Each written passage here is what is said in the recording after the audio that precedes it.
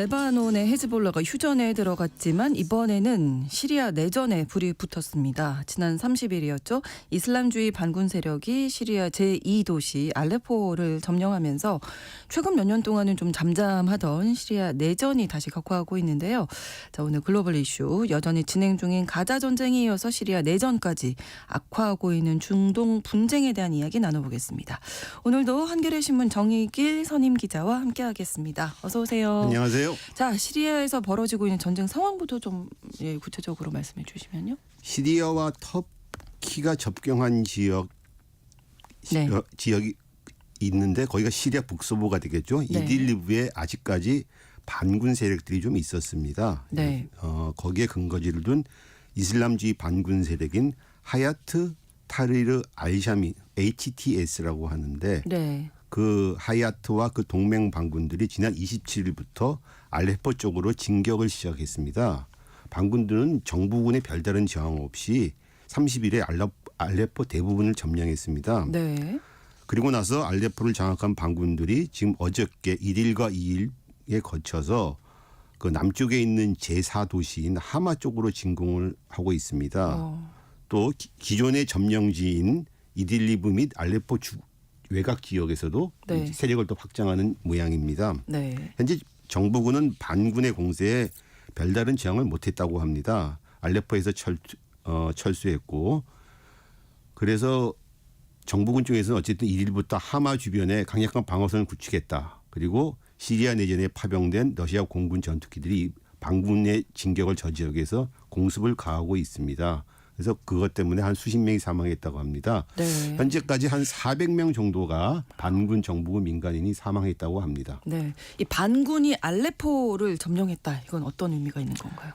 알레포는 시리아에서 두 번째로 큰 도시입니다. 네. 그리고 내전 기간 동안 가장 격전지였습니다. 정부군과 반군이 이 알레포를 놓고서 서로 반분하면서 포위와 공방을 벌이면서 계속 싸움을 해왔는데요. 네. 2016년에 시리아 정부군이 러시아 공군력의 도움을 받아가지고 이 알레포를 점령했습니다. 이 알레포 점령을 계기로 시리아 내전의 전황의 축이 정부군 쪽으로 확 이제 돌아갔습니다. 네. 그래서 정부군 알레포 점령을 계기로 시리아의 주요 도시와 고속도로 주변들을 다 장악하면서 사실상 내전을 승리로 이끌었습니다. 그래서 2020년에 러시아와 튀르키예 중재로 내전이 사실상 휴전 상태로 들어갔고 지금 소강 상태로 4년째 접어들고 있었죠. 네. 이번에 정부군이 알레포에서 완전히 밀려난 것은 내전 사상 처음 있는 일입니다. 그렇군요. 이런 알레포 상실은 정부군에게는 전략적으로 실리적으로 큰 타격입니다. 그리고 바샤르 아사드 정권의 정권 유지에도 실질적으로 타격이 있습니다. 왜냐하면 알레포라는 건 우리나라로 치면은 한 부산 같은 도시입니다. 그렇군요. 이 알레포가 상실이 되면 북쪽에 있는 주요 도시들은 홈스, 하마, 이들리브 등 대도시가 있는 북쪽들이 전부 반군에게 넘어갈 위험이 있게 되는 거죠. 이렇게 되면 바샤르 아사드 정권으로는 정권 유지가 좀 힘들어지게 됩니다. 그래서 반드시 아사드 정권은 정권을 유지하려면 알레포를 탈환해야 되고 네. 탈환을 하려면 전투를 해야 되는데 이것은 당연히 시리아 내전의 재발을 의미하는 거죠. 그렇죠. 그리고 네. 문제는 알레포 탈환에 시간이 걸린다는 겁니다. 시리아 내전이 사실상 재발하고 있다고 보여집니다. 네, 알레포가 그렇게 중요한 의미가 있는 네. 도시였는데요. 이번에 알레포를 점령한 반군은 그러면 어떤 세력인지 자세히 주축은 알아보죠. 하야트 타리르 알샴 네. 이슬람주의 반군 세력입니다. 그리고 그 동맹 세력입니다. 이 하야트의 뿌리는 알카에다입니다. 그리고 한때 중동에서 네. 2015년 전후에 시리아, 이라크 영토의 많은 부분을 차지해서 영국만한 크기의 점령지에서 이슬람 국가 이런 얘기 들어보셨죠? 그렇죠. 이슬람 국가에서 네네. 반군들이 거의 국가 세력화된 적이 있었습니다. 그 이슬람 국가를 배퇴시킨 세력이기도 합니다. 하야트의 전신은 누스라 전선이라고 합니다. 네. 누스라 전선은 2011년 시리아 내전이 발발했을 때 알카에다의 시리아 지부로 창설이 됐습니다. 설립자는 아부 모하메드 알 줄라니 혹은 골란이라고도 합니다. 이 사람이 만들었는데 네. 이 누스라 전선이 만들어질 때 당시 이라크 알카에다 세력인 이라크 이슬람 국가 ISI라고 합니다. 이 ISI의 지도자 아부 바크르 알 바그다디도 관여했습니다. 이 알 바그다디가 이슬람 국가를 만들었던 지도자입니다. 아. 그 알 바그다디 산하의 그 대원들이 시리아로 넘어가서 누스라 전선에 많이 참가를 했습니다. 네네. 그래서 누스라 전선이 시리아 내전에서 가장 강력하고 효율적인 반군으로 성장해서 세력을 키웠습니다. 시리아에서는 누스라 전선, 이라크에서는 이라크 이슬람 국가 ISR 세력이 커지니까는 그 바그다디가 2013년 4월에 이 두 조직을 이라크 레반트 이슬람 국가로 통합한다 이렇게 발표를 했습니다. 네. 그 이라크 레반트 이슬람 국가 ISIL이 이슬람 국가로 되는 거죠. 아. 그러니까 줄라니가 이에 반발해서 참가하지 않았고 네. 그 이라크 레반트 이슬람 국가 ISIL은 2014년 6월에 이라크와 시리아에서 급속하게 세력을 불리다가 이라크 이슬람 국가 그러니까 이슬람 국가 IS로 재탄생했습니다. 그래서 그 유명한 이슬람 국가 탄생하게 된 IS가. 거죠. 아, 그렇군요. 이슬람 국가에 참가하지 않은 줄라니는 2016년에는 알카에다와도 결별을 하고서 네, 떨어져 이번에 나왔네요. 예, 네. 이번에 알레포를 점령한 하이아트라는 하이아트. 조직을 결성한 거죠. 네.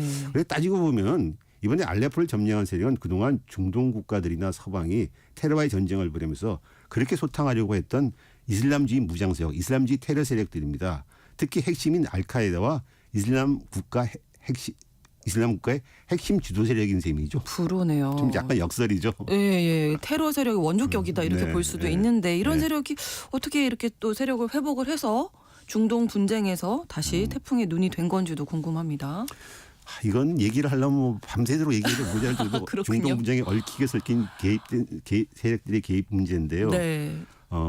서방과 주변 국가들의 모순된 정책의 산물이라고 할 수 있겠습니다. 아. 시리아 내전은 2011년에 발발을 했는데 네. 아사드 정권의 권위주의 통치에 반발하는 주민들이 폭동을 일으키면서 시위를 일으키면서 시작됐죠. 네.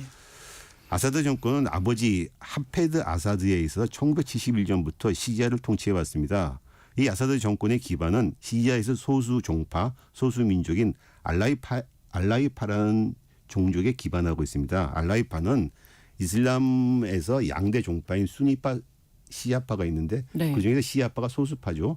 근데 이 시아파 내에서도 분파입니다. 아. 알라이파라고는 약간 종파적으로 틀립니다. 네. 어쨌든 큰 시아파에 속하긴 하는데 근데 알라이파는 시리아를 프랑스가 식민 통치할 적에 주로 군인이나 경찰로 등용이 됐었습니다. 이 소수파를 등용해서 다수파를 이제 견제를 한 거죠. 네. 독립 이후에 그래서 그 경찰 군대에서 복무를 했기 때문에 독립 이후에도 이 알라이파가 권력을 쥐고서 정권을 잡아왔습니다. 시리아에서 인구의 70% 이상이 수니파 무슬림인데 이 수니파 무슬림 다수가 이 소수파인 알라이파의 권위주의 통치에 저항하면서 결국 2011년 내전까지 벌어지게 됐는데요. 그때 이 내전이 벌어지고 났을 때 반군들이 다양한 세력들이 있었습니다. 그런데 크게 보면은 세 세력이 있었는데 네. 하나는 서방이나 주변 아랍 국가들이 후원하는 친서방 자유시리아군이 네. 하나고 또 하나가 아까 말했던 방금 말했던 하이아트 등 그러니까 누스라 전선 등 이슬람주의 세력. 네. 또 다른 하나가 쿠르드족입니다. 아사드 정권은 시아파 기반인데다가 이란과 동맹국입니다. 그러니까 사우디 등 수니파나 서방들이 이 아사드 정권을 반대해 갖고서 주로 친서방 자유시리아군을 전폭적으로 지지를 했습니다. 네, 네. 근데 문제는 이 자유시리아군이 사실은 오합지졸이었습니다. 아. 그래도 사실 그 반군 투쟁보다는 서방의 지원을 받아내는 데 상당히 더 관심이 많았던 사람들이 많았어요. 그래서 네. 이른바 호텔 로비 게릴라라는 말까지 들었습니다. 그 얘기 무슨 얘기냐면 네. 워싱턴이나 런던의 큰 호텔 로비에서 후원자들한테 돈 뜯어내는 일을 많이 했다. 그래서 이런 이제 좋지 못한 별명까지 얻었습니다. 어쨌든 간에 서방이나 주변 아랍 국가들은 돈을 많이 무기와 돈을 지원했는데 네. 당연히 이 지원이 누스라 전선 등 이슬람주의 세력한테도 많이 갔습니다. 당연히 예. 구분이 잘 안 되니까 네, 네, 많이 네. 받아가지고 그래서 누스라 전선 등 이슬람주의 세력들이 크게 성장을 한 겁니다. 시리아 내전에. 그래서 이슬람 국가까지 간 거죠. 그러니까 이게 좀 약간 아이러니하게 되는. 그러네요. 이슬람 국가가 어떻게 보면 결국에는 서방이 지원을 받아서 그렇죠. 세력을 사실상. 키운 예, 거다. 예, 예. 이렇게 볼 수 있는 건데 그럼 이슬람 국가 이후의 반군들은 그럼 어떻게 됐을까요? 근데 이 반군을 지원한 주변 국가 중에 가장 강력한 국가가 튀르키예입니다. 네. 터키라고 하다 국호를 바꾸죠. 튀르키예로. 그렇죠. 튀르키예는 자국과 시리아, 이라크의 이라크, 이란에 걸쳐 있는 이 접경하고 있는 네 나라인데 이 접경 지역에 쿠르드족이 살고 있습니다. 쿠르드족이 네. 인구가 한 3천만 명 정도 돼서 네. 국가가 없는 최대 소수 민족이라고 하는데, 근데 이 쿠르드족의 튀르키예 입장에서는 이 쿠르드족의 분리 독립이 자국의 안보에서 가장 위협적인 사안으로 생각하고 있습니다. 그래서 특히 튀르키예에 일고 있는 쿠르드족이 자치 독립 요구가 컸습니다. 그런데 네. 시리아 내전에서 쿠르드족이 아사드 정권이 약화되니까 세력을 키우고서 만약에 자치 독립하게 되면 자국 쿠르드족에도 영향을 미친다 그렇죠. 된다. 그리고 실제로 튀르키예 쿠르드족들이 시리아로 넘어가고서 내전에 참가를 했었습니다. 그러니까 튀르키예의 레제프 타이프 에르도안 대통령이 시리아 내 쿠르드족 성장을 막고 이번 기회에 시리아의 영향력을 확보하자. 그래서 내전에 적극적으로 기여하면서 반군을 지원했었죠. 내전 때. 그래서 자유시리아군 훈련 등 훈련 등의 물질적 군사적 지원을 아끼지 않았습니다. 네. 그런데 이 시리아 내전 와중에 방금 제가 말씀하신 대로 이슬람 국가라고 하는 이슬람주의 세력이 성장하게 되니까는 점점 커지는 거죠. 서방이 반군을 지원하다가 이거 봐라 이거 이렇게는 안 되겠다 그래갖고서 이 지금 시리아 내전이 중요한 게 아니고 이슬람 국가를 먼저 퇴치해야겠다 이렇게 하게 된 거죠. 그런데 네. 이슬람 국가를 퇴치하려고 하는데 마땅한 수단이 없었던 겁니다. 지상병력이. 그럴 때 그럼 쿠르드족을 우리가 동원하자. 그래서 쿠르드족을 동원해서 시리아에 있는 쿠르드족을 동원해서 네. 무기를 지고서 이른바 시리아 민주군 SDF라는 걸 결성해서 이 쿠르드족을 앞세워갖고서 이슬람 국가를 소탕하고 퇴치하는데 채취를 했습니다. 네. 그리고 나서 이제 그러는 동안 내전은 시리아 정부군이 러시아 공군의 지원을 받아가지고 이제 내전 승리를 이끌었죠. 네. 그러니까 튀르키예 입장에서는 내전을 끝나고 보니까는 내전에서 자기가 반대하던 아사드 정부는 이기고 또 더 네. 반대하던 쿠르드족이 요번에 승승장구해서 이번에는 더 커지고. 시리아 북서부에 가서 완전히 자리를 잡게 네. 되니까 지금 난감하게 된 그러네요. 거죠. 꽁 먹고 알 먹고 하다가 꽁도 잃고 알도 잃어버린 상황이 된 거죠. 그런데 그렇습니다. 어쨌든 간에 네. 반군이 어쨌든 좀 남아가서 그 터키 접경 지역에 있었고 그러니까 터키는 튀르키예는 그 하이아트 등 반군 세력들 계속 지원해 오다가 이번에 가자 전쟁이 터지고서 또 약간 휴전이 된 틈을 타서 반군들과 함께 시리아 내전이 다시 재발하게 된 거죠. 그러니까. 그렇군요. 역사적인 이런 맥락을 보니까 또 다 이유가 있었네요. 각 국가마다, 각 세력들마다. 네네.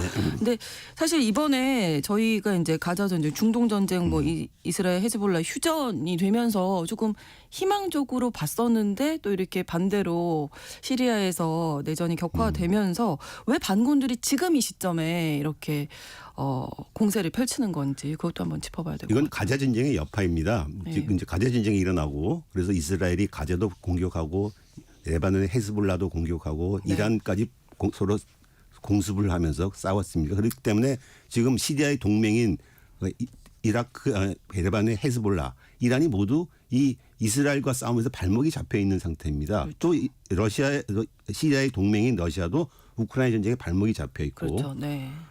이 기회가 되니까는 이제 북서부에 있던 반군들이 지금 보니까 그 시리아를 도와줄 수 있는 동맹이 약화됐다고 판단을 한 거죠. 특히 시리아의 아사드 정부 입장에서는 헤즈볼라가 아주 중요한 세력입니다. 네. 헤즈볼라가 레바논에 지상군 병력을 보내줘 갖고서 이 헤즈볼라 정예 병력들이 치안이나 그리고 반군들을 제어하는데 큰 역할을 해왔습니다. 그런데 이번에 헤즈볼라가 이스라엘과 전면전을 치르면서 지도부도 제거되고 그렇죠. 지상군의 발목이 잡혀 있게 됐죠. 그러니까 반군이 이 틈을 타서 이제 공격을 했는데 문제는 그 반군을 지원하는 튀르키예는 가자 전쟁에서 이스라엘을 갖다 되게 강력하게 비난해서 되게 반대를 했습니다. 그러니까 아랍 사람 주변 중동 전체의 민심이나 여론을 살펴야 되니까는 전쟁을 하고 있는 와중에 만약에 튀르키예가 지원한 반군이 시리아를 공격하게 되면은 이스라엘을 도와주는 꼴이 되니까 그동안 가만히 있다가 이스라엘과 헤즈볼라가 휴전하자마자 반군이 공격을 대해서 묵인을 했다고 보여지는 거죠. 네, 27일 날 공격을 시작했는데 바로 그 27일 날이 이스라엘과 헤즈볼라가 휴전하는 날입니다.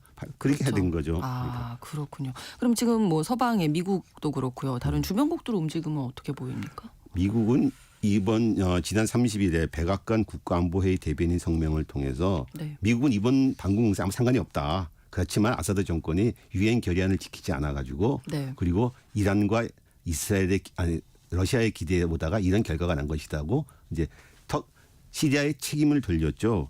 근데 문제는 만약에 이 사태가 계속 악화돼서 만약 이슬람주의 반군 세력들이 득세를 하게 된다면은 서방 입장에서는 이른바 늑대를 잡으려다가 호랑이를 불러들일 수 있는 꼴이 되어 있기 때문에 상당히 지금 딜레마에 빠져 있는 상태입니다. 이러지도 못하고 저러지도 못하고 또 러시아의 시리아의 동맹인 러시아와 이란은 이번에 즉각 시리아 지원을 밝히면서 적극 개입하기 나서겠다 이런 입장입니다. 네.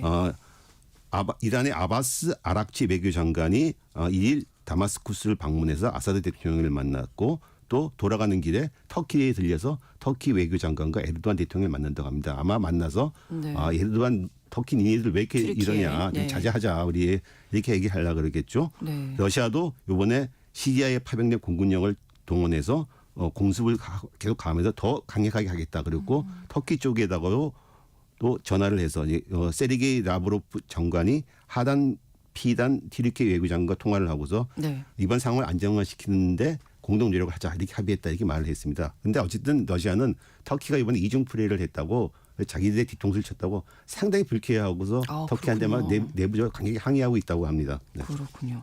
자, 그러면 이 시리아 내전이 더 심각해지고 뭐 더 나아가서 확전 가능성 어느 정도로 중요한 것은 이제 시리아를 지원하는 러시아와 이란이 어느 정도 지원해주고 개입할 것인가 또 문제고 또 이번 반군을 지원하고 있는 튀르키예가 반군을 갖다가 어느 정도 통제할 수 있느냐 그리고 실제적인 의도가 뭐냐 이게 제일 큰 변수일 것 같습니다. 그렇겠네요. 현지에서 러시아는 단호히 대응한다는 입장이고 그래서 네. 이번 사태를 못 막은 현지 사령관을 해임했다고 합니다. 당분간 전투는 좀 계속되다가 교착 상태에 빠지지 않겠나 이런 생각이 듭니다. 하지만은 네. 주변 세력들이 모두 개입하는 만약 이 서로가 합의가 안 된 경우에 개입하는 확전의 가능성이 여전합니다. 특히 이스라엘이 이번 기회에 네. 시리아 정권을 더 약화시켜 보겠다 이렇게 해서 사태에 개입하게 된다면 대전이 걷잡을 수 없이 굴릴 가능성도 그러시겠네요. 있을 것 같습니다. 네, 그리고 지금 휴전이 시작됐다고는 하지만 이스라엘과 헤즈볼라 서로 좀 공격을 하고 있잖아요. 최근에 다시 또 서로 휴전을 어겼다 그러면서 박격포를 쏘고 이스라엘 공습을 하고 이런 사태가 있습니다. 그래서 그 이스라엘 헤즈볼라의 휴전도 현재로서는 위태위태한 상황입니다. 이게 그러니까요. 동시에 연계가 된다면은 아마 이스라엘 전략적인 판단으로는 헤즈볼라와 시리아 모두를 약화시킬 수 있지 않겠냐 이런 생각에서 확전에 한다면은 두 전쟁이 더 커질 수 있다는 거죠. 근데 그건 좀 두고 봐야 될 것 같습니다. 어떻게 전략적인 판단을 할 것인가. 그렇죠. 그렇게까지는 그 시나리오까지는 생각하고 싶지 않습니다만 그럴 가능성도 열려 있다고 보여집니다. 여전히 있다. 이렇게 좀 정리를 해야 할 것 같습니다. 오늘 글로벌 이슈 중동의 또 다른 화약고죠. 시리아 내전이 더 격화되고 있다는 이 내용 자세히 살펴드렸습니다. 한겨레 신문 정익일 선임 기자와 함께했습니다. 오늘도 고맙습니다. 감사합니다. KBS 라디오 신성원의 오늘 세계는 마치겠습니다. 내일 오전 11시 5분에 다시 뵙겠습니다. 고맙습니다.